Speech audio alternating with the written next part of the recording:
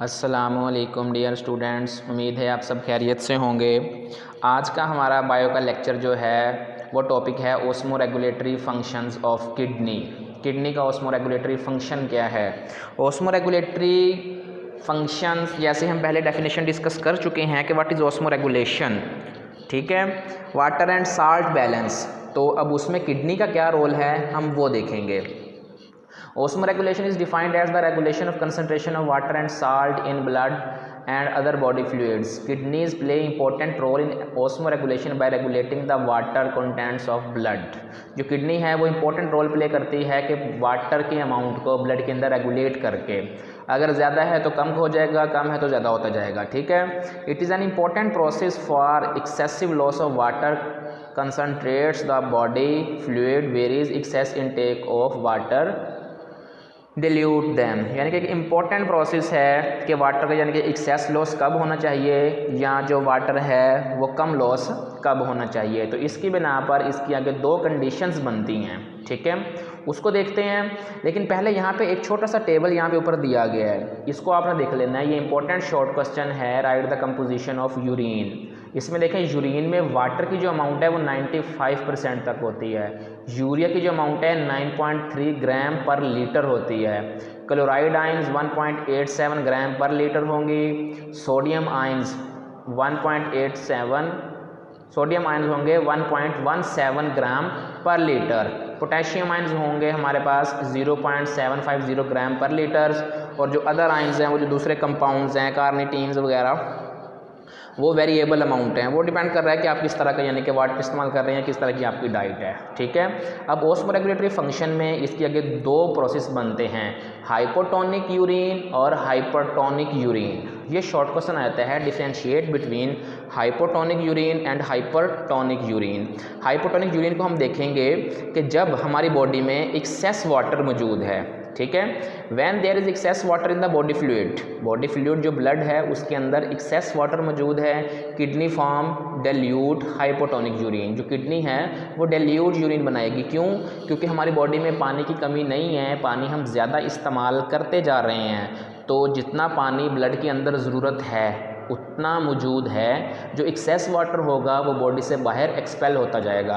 अब जब excess water body में होगा, एक्सपेल भी ज़्यादा होगा, तो जो डेल्यूट जो यूरिन है वो डेल्यूट फॉर्म में होगा। क्यों? क्योंकि बॉडी के अंदर जितनी अमाउंट पानी की चाहिए थी वो मौजूद है, जो एक्सेस यूरिन था, एक्सेस वाटर जो है वो सिक्रेट होता जा रहा है यूरिन की फॉर्म में। For this purpose kidneys filter more water from glomerular capillaries into women capsule. इसमें क्या होगा कि जो किडनी है वो ज़्यादा पानी फिल्टर करेगी ग्लोमेरुलर कैपिलरीज से बुमेन कैप्सूल्स में। Similarly less water is reabsorbed and abundant dilute urine is produced, ठीक है। इसको दोबारा मैं थोड़ा सा एक्सप्लेन कर देता हूँ, क्योंकि पानी हमें देखिए पहले हमने बताया है एक्सेस फॉर्म में अवेलेबल है, तो अब बॉडी के अंदर जो पानी ज़्यादा हो चुका है वो अब्जॉर्प्शन उतनी नहीं होगी, तो जो पानी बॉडी से बाहर एक्सपेल होना है वो अबंडेंट फॉर्म में ज़्यादा फॉर्म में होगा, और जो यूरिन है वो डेल्यूट होगा, उसमें वाटर की अमाउंट ज़्यादा होगी। It brings down the volume of the body fluid to normal. ये बॉडी फ्लूइड की जो अमाउंट है उसमें वाटर की, उसको नॉर्मल लाने के लिए। अब नेक्स्ट है हाइपरटोनिक यूरिन। अब यानी कि शॉर्टेज ऑफ वाटर है, अब बॉडी के अंदर पानी का होना लाजमी है, तो इसमें ज़्यादा कंसनट्रेटेड यूरिन बनेगा।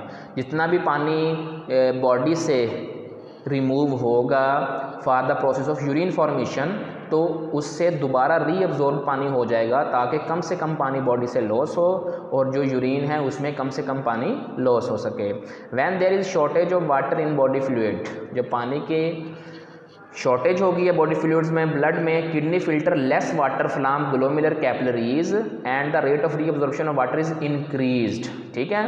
Less filtration and more reabsorption produce small amount of concentrated urine. It increase the volume of the body fluid to normal. ये भी बॉडी को नॉर्मल प्रोसेस में लाने के लिए इस्तेमाल होता है। This whole process is under hormonal control. ये सारे का सारा जो प्रोसेस है ये हार्मोनल कंट्रोल है, यानी कि हार्मोन्स के कंट्रोल में ही आता है।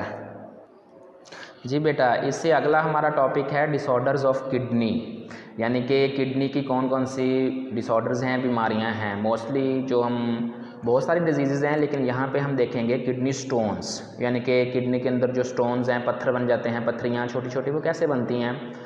Van urine become concentrated crystals of many salts, यानी कि यूरिन बहुत ज़्यादा कंसनट्रेटेड हो जाता है। पानी हम जब बहुत कम पीते हैं और जो पानी हमारी बॉडी में ज़्यादा अब्जॉर्ब हो जाता है, वो डाइल्यूट यूरिन नहीं बना पाता, यूरिन के ज़रिए हमारी बॉडी से बाहर एक्सपेल नहीं हो पाता। तो जो यूरिन है वो ज़्यादा कंसनट्रेटेड होने की वजह से जो क्रिस्टल्स बन जाते हैं मुख्तलिफ साल्ट्स के, वो कैल्शियम ऑक्सालेट है, कैल्शियम एंड अमोनियम फॉस्फेट है, यूरिक एसिड एट्सेट्रा, तो इनके जो क्रिस्टल्स बन के वो हमारी किडनी में स्टोन्स की फॉर्म में चेंज हो जाती हैं। Are formed in it, such large crystal can not pass in urine and form hard deposits called kidney stones. ये जो क्रिस्टल्स बन जाते हैं ये पास नहीं हो सकते, जो भी यानी कि हमारे पास नालियाँ हैं, जैसे कि नेफ्रॉन में अब जो हमारे पास असेंडिंग है या डिसेंडिंग लिम्ब है उनमें से, और वो एंड में डिपॉजिट्स होकर किडनी स्टोन का बायस बनते हैं। इसलिए लाजमी है कि हम इस किस्म की बीमारी से बचने के लिए ज़्यादा से ज़्यादा पानी को इस्तेमाल करें, ज़्यादा पानी पिएं। Most stone start in kidney, some में ट्रैवल टू यूरेटर और यूरिनरी ब्लैडर। मोस्टली जो स्टोन्स हैं वो किडनी में बनना स्टार्ट होते हैं, कुछ ट्रैवल कर देते हैं यूरेटर में और कुछ यानी कि यूरिनरी ब्लैडर में भी पहुंच जाते हैं। अब यहाँ से इसकी कॉजेज़ हैं। The major causes of kidney stones are age का भी हो सकता है, डाइट जो हम खुराक खाते हैं, containing more green vegetables, salts, vitamin C and D. अगर हम इन चीज़ों का एक्सेस इस्तेमाल करेंगे देन हमें किडनी स्टोन होने का ख़तरा है। रिक्यूरिंग यूरिनरी ट्रैक इन्फेक्शन, यानी कि यूरिनरी ट्रैक में इन्फेक्शन हो देन भी एक स्टोन फॉर्मेशन हो सकती है। लेस इनटेक ऑफ वाटर, अगर पानी कम पिए देन भी हो सकता है। एंड अल्कोहल कंजम्पशन, जो लोग शराब नोशी करते हैं उनको ये खतरा ज़्यादा लाक होता है। The symptoms of kidney stones include severe pain, अब यहाँ से इसके सिम्टम्स आ गए, यानी कि क्या क्या हमें अलामात ज़ाहिर होती हैं। सेवर पेन, किडनी में बहुत ज़्यादा पेन होता है, और लोअर एब्डोमन, पेट के निचले रीजन में ज़्यादा होगा, वॉमिटिंग आएगी, उल्टियाँ आना शुरू हो जाएंगी। फ्रीक्वेंट यूरिनेशन, बार बार जो है यूरिन पेशाब आ जाएगा।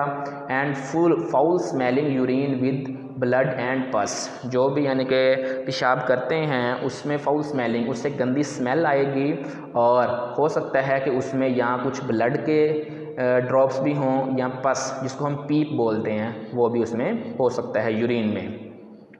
About 90% of all kidney stones can pass through the urinary system by drinking plenty of water, यानी कि ज़्यादा अमाउंट में पानी पीने से जो 90% तक किडनी स्टोन्स है वो किडनी से पास हो जाता है, या तो वो यूरेटर में या यूरिनरी ब्लैडर में आ जाता है। अब यहाँ पे इसका ट्रीटमेंट आ जाएगा। In surgical treatment the affected area is opened and stones are removed.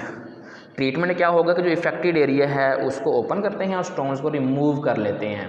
अब ये लिथोट्रिप्सी, शॉर्ट क्वेश्चन आता है, व्हाट इज़ लिथोट्रिप्सी? एक ऐसा मेथड है, lithotripsy is an other method for the removal of kidney stones, जो कि किडनी के स्टोन्स को ब्रेक करने के लिए इस्तेमाल होता है। इसका प्रोसेस क्या है? In this method non electrical shock waves from outside are bombarded on the stones in the urinary system, यानी कि जो नॉन इलेक्ट्रिकल शॉक वेव्स हैं वो बॉडी के बाहर से ही इनके ऊपर डाली जाती हैं, स्टोन के ऊपर, जो कि स्टोन्स को ब्रीक सैंड में कन्वर्ट करके तो वो यूरिन के ज़रिए बॉडी से बाहर एक्सपेल कर देता है। Waves hit the dense stones and break them, जो वेव्स हैं वो स्टोन्स को हिट करेंगे और उसको तोड़ फोड़ देंगी। ये देखें, stones become sand like and are pass through urine, जो स्टोन है वो सैंड में चेंज हो जाएगा और वो यूरिन के ज़रिए बॉडी से बाहर एक्सपेल हो जाएगा।